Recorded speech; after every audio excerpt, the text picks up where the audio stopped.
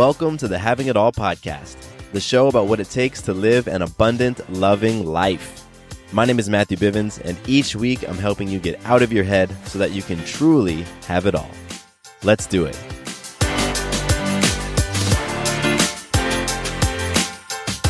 What's up, everybody? Matthew Bivens here, and welcome to another episode of the Having It All podcast. I'm happy you're here today. I'm grateful. I am appreciative of the time that you're choosing to invest here in this conversation. And I love it because this is a deposit. It's a deposit that you are making into your tank. And it's really incredible whenever we take the time to make these deposits. And so I appreciate you for doing that, for being the example, and for inspiring me. Yes. So today's episode is a cool one. It is inspired by one of you. I'm going to be reading an email, and I think that the core of this email, the topic of this email, is something that all of us can probably relate to. It's about saying no, learning how to say no in our lives without feeling guilty.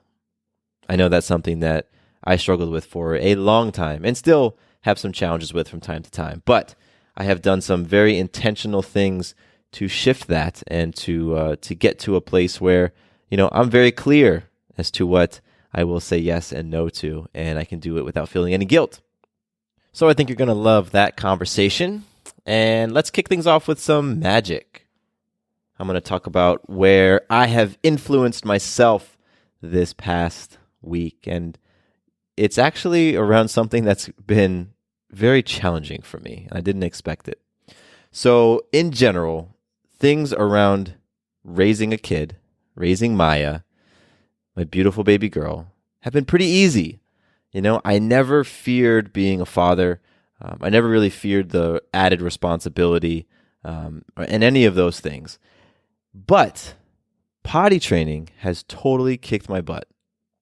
And, for any parent out there who's gone through it, you've had your experience of it. And for you who is planning to have a family and maybe has been worried about potty training, it's not the same for everybody. But today has been one of those just butt-kicking days for me. And I just haven't been effective in the things that I'm trying to do and who I'm trying to be with Maya. And so the magic for me has been influencing myself to shift my attitude multiple times today. Because there were times when I was so fed up with her. Really, I was frustrated at myself, but it's easy to take that out, want to take it out on somebody else. And so there were times today where I was just so done. I was done emotionally, physically, I was just done. And I found myself catching myself wanting to place the blame on Maya, wanting to blame this almost 2-year-old little amazing human, that I'm having a tough time managing my emotions. And, so what went down is the type of potty training that Sarah and I are doing, it's full immersion. Since 5 days ago, we've been, we cleared our schedules. Maya's been running around the house naked, and we're just watching her like a hawk, trying to learn her signals when she has to pee and poop. And then when we see those signals, we move her to the potty, or we, talk her over to the potty and all that stuff. And it's to do that approach, you just have to be vigilant. You have to be committed. And so today, I just let my commitment, I got a little bit relaxed. And, I wasn't watching her like a hawk. I wasn't really paying attention to all those movements because I was tired. I had been up late past couple of nights, just working on different things, and I had a full day today of work, clients, all the stuff, and I was just tired. And so when it came to, there was a couple of instances where she just pooped on the floor, all over the floor, and then just decided to pee all over the place. And I was so done, so frustrated. But in the midst of that, I did have this moment of clarity that was like, you know what? This is about me, and this is about me not sticking to the commitment of how we wanted to do this. And that for me is magic, because Sarah has been out of the house for the afternoon, and I had every intention when she came home to sit down and say, I don't think this is the right time for this. This is not working because of X, Y, and Z. I don't want to do it because of A, B, and C, and I think we should wait and do it later. That's 100% how I felt. So being able to influence myself, to just shift my thoughts, really, own my responsibility in Maya having her accidents, that to me has been magic, because that doesn't always happen, and it could have easily gone down another path. So me sharing my magic, I do that so that you can learn from these examples, and so that you can also think about the magic that you're creating, because you are. You're creating magic all the time.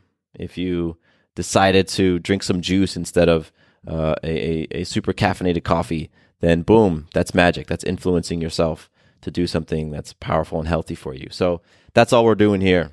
We're just becoming more aware of all the amazing magical moments in our lives. Yes. I got some listener love now. I really want to acknowledge this person because I just appreciate the outreach. It's really great, and there's so much of it. It's wild, and I'm enjoying Instagram more and more these days. Not in terms of posting, because if any of you follow me on Instagram, I never post anything. I have, I think, 12 pictures up there, and I never really post. But I like it for connecting with folks. I like it for following other people, and then increasingly recently for having conversations with you. So Penelope, I appreciate you reaching out. You reached out after listening to the episode, What Does It Look Like to Create Your Ideal Life Right Now? That was definitely a fun episode to do. That was one that I just felt inspired and jumped on the mic. And so I'm happy that it resonated with you, and your note was awesome. I love the fact that that episode got you thinking, and that you walked away from it just feeling like you were on a higher vibe. That's dope. That's super cool. So Penelope, thank you so much for reaching out. And if you want to connect on Instagram, you can follow me and message me and do all that stuff, Matthew_Bivens. And like I said, I don't post a lot. I may or may not get into posting on Instagram, but I do like it for connecting and checking out what other people are doing and all that cool stuff. So you can get in touch with me there. You can also reach out to me directly, mattcbivens@gmail.com. And I'd love to receive feedback on the show, things that you've liked from the show, ideas. If you have topics that you want to pitch me, like if you have a situation you want me to give feedback on, like I'm going to be doing today, please let me know. This show is for you. It really is. 100%. This is for you. And so when you tell me what you want to have addressed, that's the best, because then I'm knowing that it's touching you right in the space that you need to be touched. And that sounded awkward. So you know what I mean by that. So anyway, reach out, Instagram, email. You can go to my website, MatthewBivens.com. Get in touch. All right. Before I jump into the episode, I want to give a quick plug to the awesome tool that is available to you on my website called the Abundance Benchmark. And it's there for you to get feedback, to get awareness around those opportunities that you have in those 6 F's: faith, family, friends, fitness, finance, and fun. And so you download the assessment, you read through it, you score yourself, and then bam, you now know where you're at. And that serves as a baseline so that you can grow and heal and transform and just step into the greater version of yourself. But that doesn't happen unless you have a baseline. And that's what the Abundance Benchmark does. So it's on the website, MatthewBivens.com, right there on the homepage. A bunch of you have already downloaded it, and I love that. I love that you're taking a proactive position in creating your abundant, loving life. Because it doesn't happen if you're passive and just watching things go by. I believe in law of attraction in a way, and I've talked about that in past episodes. So I do believe that, you put those things out there, put that energy and that intention out there. However, I also feel like there needs to be a perspective shift sometimes and a behavioral action shift. And so these are the types of things that the Abundance Benchmark helps you do, helps create that awareness so that you can change that perception, adopt new beliefs, get into a new line of action so that you can create new results in your life. Yes. All right, I'm inspired by it. Yes, go check it out. And let's jump into this episode. How to say no. Man. So I have been a yes person for a long time. So many years of my life, I adopted the yes mentality, even when it was to my detriment. When it didn't serve me. And I think that's when we want to learn how to say no. When we recognize that saying yes all the time is not serving us, because what happens is we are spread so freaking thin by saying yes when people have requests of us, when coworkers need us to help with projects or take things over, when our family wants to overstay their welcome and crash at our place or borrow money or whatever it is. We just want to say yes all the time. So I totally get where this listener is coming from. And this one comes from, I'm not going to say your real name. So today you're going to be Martha. This one comes from Martha. And I'm going to read what Martha had to say. And I've changed a couple things in the email. But Martha wanted to know, how do I say no to a family member when they ask me to watch their kids so they can go on a date with their husband after I've worked 10 hours trying to tackle a client's project? And how do I say no to my daughter who wants to spend time with friends after she did poorly on a test because she decided to wing it instead of study? How do I say no to my boyfriend who wants to spend money outside of our budget? How do I say no while keeping the peace with others and within myself and not let the guilt get to me? I think that would be a great podcast, mostly for myself, but maybe there are others out there that feel the same way. So Martha, yes, there are others out there who feel the same way. Even if I'm the only one who feels that way, I still am going to get something by tackling this topic today. And I will start by saying that saying no is a muscle. And if you don't use it, if you don't rep that muscle often, it's weak. And when it's weak, you're not good at it. So if you're not great at saying no, don't blame yourself. Don't beat yourself up. Recognize it's because you aren't practiced at it. You aren't skilled at saying no. You haven't strengthened that muscle. You haven't strengthened that part of you. That's simply it. And saying no can and will get easier when you work on that muscle. So how do you work on that muscle? Well, there are a few things that when you get very clear on these things, saying no becomes easier, right? And then when it's easier, then you do it more and more. So when you're very clear on the value of your time, when you're very clear on your priorities, when you're very clear on your bigger why or your mission, when you're very clear on your values or very clear on your standards, some of those things are going to overlap, by the way. But when you have clarity in those areas, it allows you to receive a request from somebody and from a place of, a lot of times not attachment. You aren't attached to the emotions around it. You can say no. You can be, listen, this doesn't align with my priorities or doesn't align with my values, or this goes against my mission, what I'm playing for right now. So I appreciate that you want my time, my energy, my money, my space, my love, but I'm going to say no. Now, saying no is not easy, and for those folks who have been intentional about making that shift in their lives to be a person who is clear about what they want to say yes to so that they can say no to other things, even when you are clear, even when you have the, the value of your time and your priorities and all that great stuff, it's still challenging, because we want to please people. We want to be liked by people. We don't want people to be angry with us or frustrated with us or disappointed in us. We want to feel like folks can trust us, like folks can count on us.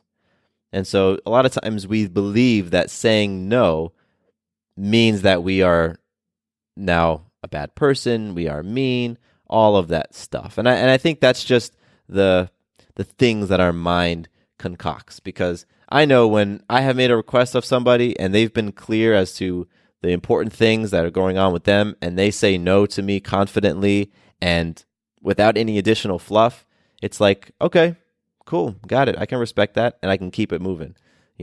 I can't think right now off the top of my head when I made a request and somebody from a powerful place said no, and I felt some type of way about it.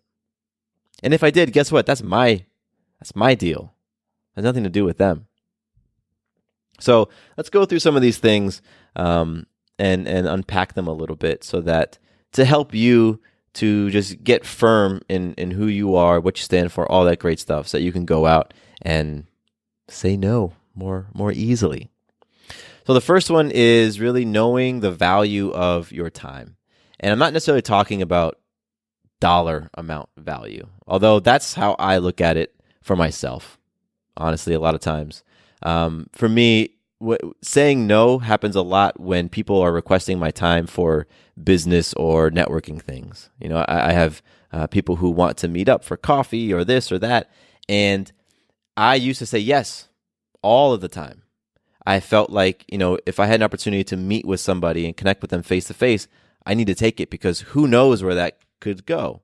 Who knows who this person knows and who they can connect me with, or what project they have in mind for me, or whatever.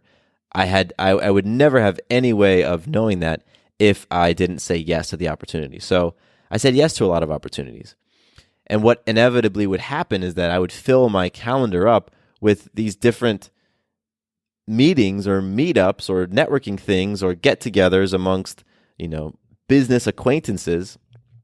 And then I would feel frustrated that I didn't create time on my calendar for my client work, or for recording podcasting, or producing shows, publishing shows, doing some of the other things that are clearly important to me. So I started to look at how much was my time worth, and for me that helped. I said, okay, I looked at the numbers of what I make on different projects and different things like that, and I said, okay, an hour of my time is worth this amount. All right, great. So am I willing to essentially forfeit this money, this amount of money, to go and meet up with this person? And, it was a very loose criteria that I used. And I obviously had other factors that went into whether or not I would say yes to somebody. But that was very simple for me to create and to look at, and I could be very objective. And what I also did was I created a no, but blank, blank, blank. And so in my case, I do fitness things throughout the week. And so if somebody wanted access to me, if somebody wanted my time for a business meeting or a networking thing, and they were a no for me, I would say no, but on Tuesday nights I'm going to be here, and on Saturday mornings I'm going to be here. It would be great. We can connect and talk while we're jogging. And what's funny is when I started instituting that for myself, people took me up on it. It was amazing. It was like, I didn't think people would be interested in having a business networking conversation while they were running 4 miles, but some folks were. And what's cool? The folks who were down for that, who were willing to step into something unknown, like, that was awesome to me. That said a lot to me about their character, about how open-minded they were, and that put me in a space to want to explore what they had, what their offer was, or possibilities between us. So for me, the value of my time, I actually did put a dollar amount on it, and then I also created a plan B for those folks that, if you still wanted to access me, I'm going to be here at these places. Here you go. So for you, maybe it's a value of your time that is straight up dollars, and listen, this is how much that my time is worth to me, and then you can use that number to determine whether or not you want to connect with somebody. But value of your time, you can look at it in other ways as well, because time we don't get back. It's cliche to say, but there's a finite amount of time in the day. So, you want to really look at how you are spending your time, and you want to look at, is the time that you're spending making deposits in you in some type of way? Because a lot of times in the show, when I talk about making deposits, I'm talking about, you're exercising or you're meditating and you're doing very intentional things that are adding to your tank, to your fuel tank. But also when you're getting into engagements or conversations or, you're doing things for people who are asking things from your time, there's an aspect of that you want to get something out of it. And it might start out as being an altruistic thing. I get a great sense of fulfillment by helping other people. But as we all know, that can quickly go by the wayside when so many people are here knocking at your door asking for you, because, when folks know that you are a yes person, they're going to take advantage of it. So understanding the value of your time in your own terms is incredibly important, because then it gives you an opportunity to say, okay, is this worth my time? And from there, you can more objectively say yes or no. And I say more objectively because, there is still emotion tied up in this stuff. Like, we're human. And again, saying no, a lot of times there's an emotional component to it. So I'm not going to say that you're going to be completely objective and robotic and be able to just, black and white, yes or no. But when you understand the value of your time, it makes those decisions a lot easier to make. This segues into the second thing, that when you get clear on your priorities, it also makes saying no easier. So what's important to you? Like in a day, in a 24-hour span, how do you want to spend that time? What are the things that are important for you to do, to complete, to start, or to experience throughout your day? And you know that when you engage in those things, no matter how your day flows, you end up feeling great. Now, this is something that is beneficial to do in general, but it can also obviously help when saying no. So for myself, I know that, a lot of my time during the week is spent either recording podcasts or producing and publishing podcasts. And so that to me is important. That's a priority of mine. So if somebody was going to make a request of me, and let's say I had a finite amount of time left in my schedule, and that time was time that I was intending to spend on, a podcasting project, I know that, hey, listen, podcasting is super important to me. It's one of my priorities, and that's an easy no for me. It really is. Or family time, right? Like spending time with Maya and Sarah is super, super important to me. And so having that time carved out on my schedule, it's easy for me to say no to things when that request is going to cut into my family time, because that's a priority to me. And remember how I said a lot of this stuff overlaps with values? It does, because family is one of the things that I value incredibly. So getting clear on what those priorities are for you. And you can take it a step further. I've talked about time blocking in the past. And time blocking is this idea of taking those priorities and looking at your roles, looking at the different roles that you have, you fulfill in your life. So for me, it might be the role as a father, as an entrepreneur, as a husband, as a lover, as a friend, looking at those different roles and figuring out what's most important in each one of those roles. And then the time block concept is you literally carve out time on your schedule throughout a week for those different roles. And you start there. You start your schedule, your weekly schedule, with the things that are going to fulfill the most important things in your most important roles. And then around those things, you fill in the smaller details, maybe some errands or some work to do items and things like that. That's how you can use priorities. And, if you're a person like me who likes to schedule things, the time blocking method is how you can actually take your priorities and put them on paper, make them a little bit more tangible than simply thinking about them and hoping that you'll be able to remember those priorities when you're presented with a situation where somebody is making a request of you. So valuing your time, knowing the value of your time, knowing your priorities. The next one is the bigger why. That's that mission statement one. And, it's kind of a no-brainer why this one would be in there, for me at least, because once I got very clear on my mission statement for this time in my life, the bigger why for this time in my life, it really served as maybe a measuring stick that I could measure other things up against. In the sense that my mission statement was clearly defined what I wanted to experience in my life, who I wanted to become in my life, the goals that I had for myself in a broad sense, all of that was clearly laid out in this one statement.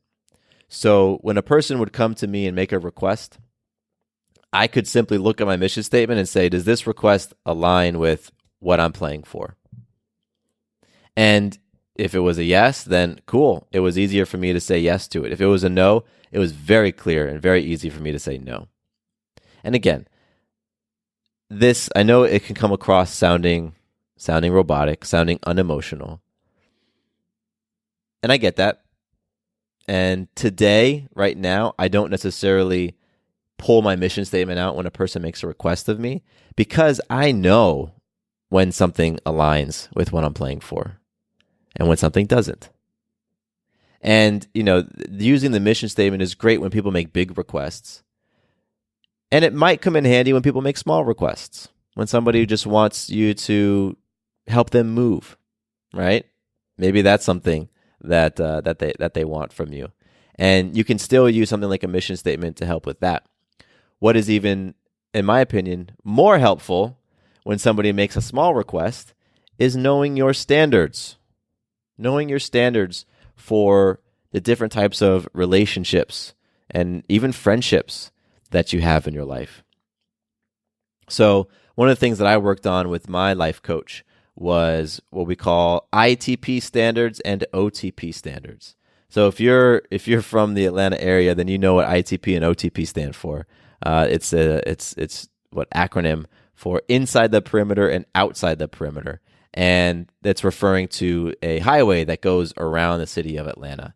So, you say, hey, I'm from Atlanta, and that typically means you're inside the perimeter, and then all the suburbs are outside of the perimeter. So how that translates over to this friend conversation is that your ITP people, those are like your inner circle of friends and like you're really close, the close people in your life.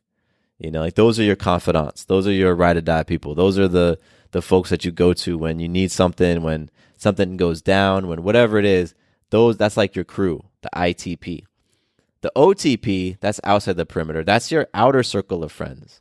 So OTP might be people that, maybe you went to high school with them or went to college with them and you guys have a great bond, but they're not like those people that you're going to turn to and share great news with, or turn to when you need a favor or whatever. They're people that you have a relationship with and you're friendly and you're cordial and you have love for them, but they're just not in the innermost part of your circle. So we have a lot of times an unwritten understanding of what it means to be in ITP and what it means to be OTP. A lot of times it's unwritten, right? Like you just feel it. Like, yeah, so-and-so is in, she's closer to me. So-and-so is out. Nah, she's not really like, yeah, she's cool. We hung out in college, but, that's kind of where she is.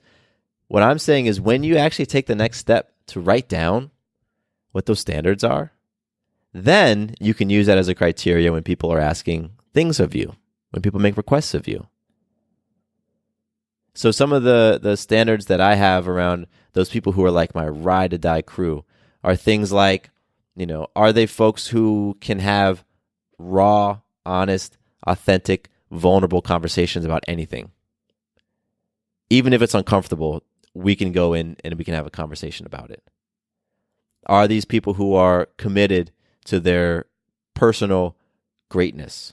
Whatever that means for them, they're committed to constantly learning and understanding themselves. They're committed to constantly sharpening their saw. They're committed to exploring themselves and strengthening themselves in all these different ways. Is that, that's the type of person that I want, like riding next to me, sitting on my right-hand side. That's the type of person. And so for that type of person, I'm willing to do more than I am for an OTP person. I might be willing to loan that person money or let them crash at my house for a week or, let them borrow my car, right? So there's things that I will allow and I will do for those people who are in my ITP that I might not do for people who are in my OTP. And because I've sat down and I've written those things out, I have the document that has, these are my standards and here's what I'll do for you if you're ITP, and here's my standards for OTP and here's what I'll do for you if you're in that group, then it makes it makes it easier when folks make a request of me. I can say, is that person, like, are they part of my innermost? And all right, they are, cool. So here's what I'm willing to do for my innermost crew. All right, no problem. I got you. Or maybe they're asking something that's a little bit like, they're more on the periphery, but they're really making a request of me that is reserved for that close group of people. Then, it's easier for me to say no. Again, it's not easy. It still might be challenging, but it's easier for me to say no because I have criteria. It doesn't necessarily mean that I share it with them. I just might be like, listen, no, that doesn't work for me. So, I can't help you there. Again, this is the third time I'm saying it, but I think it can be repeated that this stuff isn't meant to sound stale and robotic and unemotional. When you get clear on these things, when you just go through that exercise, it creates freedom for you. It creates possibilities and options for you because you have clarity around who you are, around what's important to you, around what you stand for. Sitting down and writing your priorities out or figuring out the value of your time, that can be a very personal exercise. And you don't have to share it with anybody. This can be something that just you write down in your journal and you figure out what your values are and you get your standards written out and boom, you've got it. You've gone through the exercise and you're clear on it for yourself. You don't have to share those things with anybody. But I guarantee it will then impact your perception. It'll impact your behavior. And then that ultimately will impact the results and the things you experience in life. So that'll probably be the last time I say it, maybe. But I just wanted to really hammer that point home. This stuff on the surface might sound stale, but it really serves you. It truly serves you and it enriches your life and your experience. So I went a little bit out of order, but I talked about the value of your time, talked about priorities, talked about bigger why, talked about standards. And the last thing to get very clear on are your values, your values themselves. And, getting clear on your values have so many freaking benefits, because that's like what you feel in your heart is most important to you. And I don't think you can make an argument that knowing what's important to you is a bad thing, right? So getting clear on your values means that, you understand that, hey, if family is one of your values, if honesty or integrity or love or generosity, or if those are your values, great. What you want to do, make a list of them. I start with making a list of 10, and then you want to whittle that list of 10 down to about 6 or 7. And then once you have that 6 or 7 values, what does it look like when you feel that value? What has to happen in order for you to feel integrity? In order for you to feel love? Get very, very clear on that, because the way that you define your values, even if we have the same value, if we both value family, the way that you feel and experience and define family might be very, very, very different from how I feel and experience and define family. So getting clear on that for yourself means that when you go out into the world and people start making those requests of you, you know whether or not that person or that request really lines up with what you value. And again, it makes it easier for you to say yes or for you to say no once you have that clarity. A lot of times I was challenged with saying no because I hadn't done that internal introspection and really just exploring of myself with the things that were important to me, the things that I prioritized. I wasn't clear as to how valuable my time was. And I would assume that maybe this person can do more with their time if I'm here to help them free it up than I can. So I wasn't valuing my time, right? So getting clear on those 5 things can help make it easier when somebody makes that request.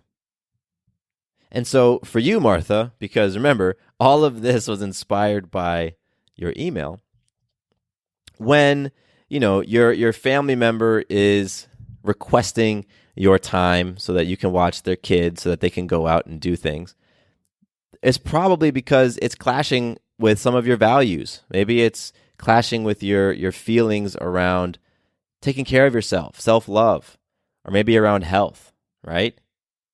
Or when your daughter is making that request, it's probably clashing with your feelings and your values around consequences, or maybe integrity or education. And when your boyfriend makes that request and he wants to spend that money outside the budget, maybe it's clashing with your feelings around financial maturity or responsibility or character. Now, you feel it inside, but if you aren't very clear on those things, if you aren't very clear on those values, if you aren't very clear on your standards and all of that stuff, then you just you sense it and you feel it, but you don't really know. You can't pinpoint it and you don't know what to do with that feeling.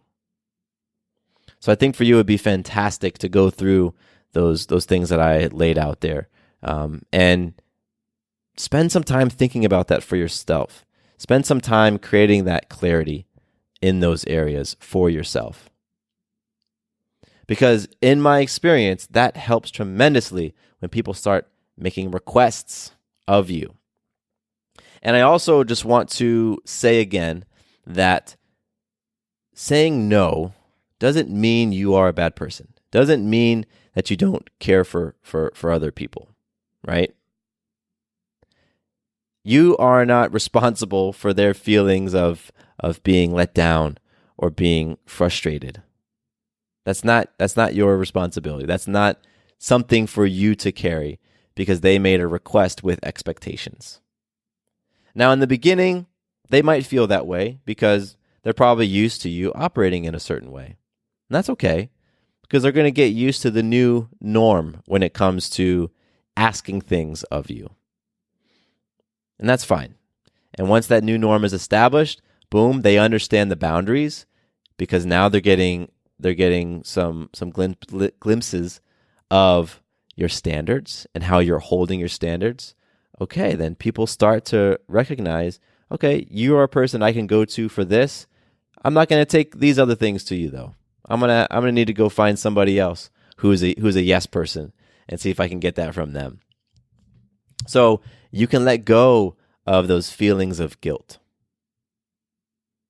You can let go of those feelings of, I feel bad if I say no. All right? So I want to leave you with a couple of tips and then an action item. The first tip for being able to say no is to just get clear on all those things that I outlined above. Get clear on the value of your time, your priorities, your bigger why, your values, your standards, all of that stuff. It's going to be tremendously beneficial to you in so many areas of your life. It's going to help in many, many other areas beyond simply saying no, but it will absolutely help in saying no. Second tip, when you say no, when somebody makes a request of you and you say no, simply say that. You don't need to apologize. I'm sorry, but this and that. Nah. You don't need to rationalize. You don't need to make excuses. And definitely don't lie. Sometimes we want to say, can you do this? No, because I have this going on, and it may not be true. Don't do that. You simply say no, and you can say no and be clear and be firm because you've done the work to get clear on those things that are important to you. And the third tip is that a lot of times you might be tempted to say, I'll think about it. It's okay to say that if it is something that you are actually going to think about because you're truly considering it. If you're saying, I'll think about it so that you can buy some time, when you really know that you want to say no, then just muster up the courage to say no. Because all you're doing when you say, I'll think about it, or, let me see, I'll get back to you.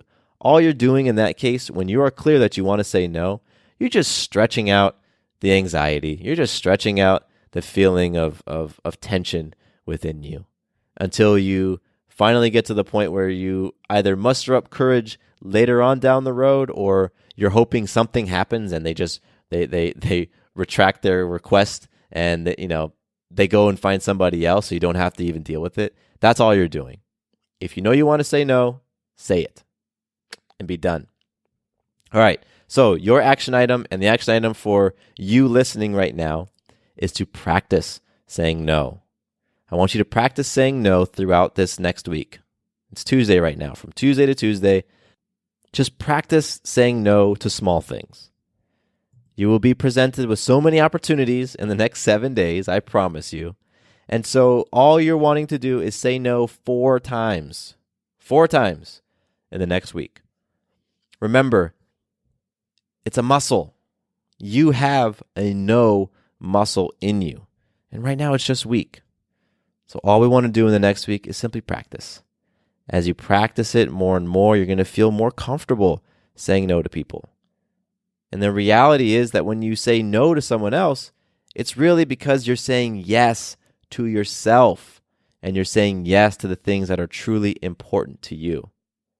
It's one of those things that builds upon itself. Because whenever you're saying no, right, for that other person's request, you're just validating those things that are really important to you. You're adding strength to them. Okay? So that's how I feel about the no situation. And, I get it. I go through it. And, it's just something that I try to keep top of my mind and try to remind myself of those things that are important and what I'm playing for and all that great stuff. So I get it's not easy, but as you start to rep it, it becomes easier. And you really just are strengthening how you feel about yourself and the things that you're committed to and the things that you're interested in. It just adds more fuel to all of that. It really is an act of self-love when you say no to those things that truly aren't aligned. So I'm excited for you, Martha. I'm excited for you listening right now who are experiencing the frustrations and want to learn how to say no as well. And let me reach out to me and share with me your experience. I want to hear it. I want to hear what's worked for you and what hasn't. And, the 4 instances where you said no in the upcoming week. That'd be awesome. Let's support one another. mattcbivens@gmail.com, or you can go to the website, matthewbivens.com. Contact me, fill that little thing out. Just drop your notes in there. And, get in touch, stay in touch. And let's just keep this thing rolling, because when we're saying no to the stuff, the distractions that come up in our lives, and we're saying yes to our abundant, loving experience of life. And I dig it. I appreciate you. Thank you so much for hanging out with me. My name is Matthew Bivens, and here is to you having it all. Quick note about the Having It All podcast. I am not a doctor nor a licensed therapist. I'm a guy with a story and a passion for conscious conversation. My thoughts, opinions, and beliefs are my own. So please consult with your doctor or healthcare provider regarding any questions or issues you have related to your personal, physical, or mental health.